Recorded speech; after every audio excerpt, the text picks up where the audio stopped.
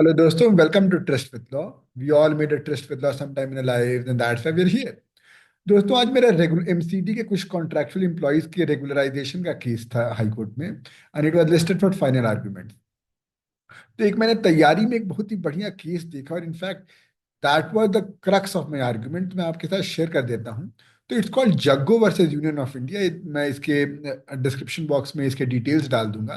In fact 20 दिसंबर 2024 को supreme court में आया था and it's very important case for the fact क्योंकि आजकल जब भी आप रेगुलराइजेशन का केस करते हो तो जो सरकार होती है वो Uma Devi versus union of India लेकर आ जाती है और उसके पैरा 53 को दिखाती है, कहती है कि भाई देखो आप कोई राइट तो है नहीं आपका रेगुलराइजेशन का और उमा देवी में मना किया गया है कि आप ऐसा नहीं कर सकते हो रेगुलराइज और it can not be a parallel way of employment. It's disadvantages to the मतलब नॉर्मल लॉ। ये वो आर्गुमेंट देती है। तो इसमें उमा देवी को मतलब ऑल्दो कॉन्स्टिट्यूशन बेंच का जजमेंट था लेकिन इसमें कोर्ट ने झाड़ लगा, मतलब आई शुड नॉट से दिस, उसको बहुत अच्छे से डिस्टिंग्विश किया। कोर्ट ने कहा कि उमा देवी का भी ये नहीं कहता है कि भाई आप नहीं रेगुलराइज कर सकते। उमा देवी बस बैकडोर एंट्री को, इलीगल अपॉइंटमेंट को मना करता है।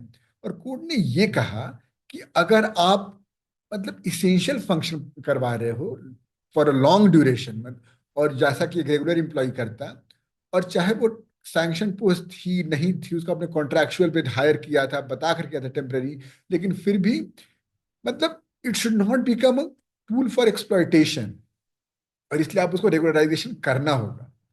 इनफैक्ट कोर्ट ने कहा कि अगर आप नहीं करोगे तो इट्स वायलेशन ऑफ आर्टिकल मतलब 14 16 इन चीजों का रेगुलराइजेशन है।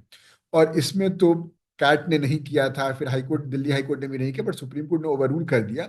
और इनफैक्ट कोर्ट ने अपना एक Vinod Kumar versus union of India 2024 का एक जजमेंट था, उसको भी इसमें यूज किया, इसमें भी रेगुलराइजेशन लागू किया गया था। इनफैक्ट विनोद कुमार में तो कोर्ट ने ये कहा था कि जो प्रोसीजरल इश्यूज हैं कि आरआर फ्रेम हुए हैं, रिक्रूटमेंट रूल्स और सैंक्शन पोस्ट है नहीं है, इससे हम रेगुलराइजेशन डिनाई नहीं करेंगे। लेकिन कोर्ट यहाँ पे कुछ कुछ क्राइटेरिया देखते हैं। पहली बात कि क्या ये पेरेनियल वर्कर्स हैं, मतलब nature and duration of service, क्या ये लोग वही मतलब कोई टेम्पररी काम, स्पोरेडिक काम है या इनका परमानेंट काम है, पेरेनियल काम है।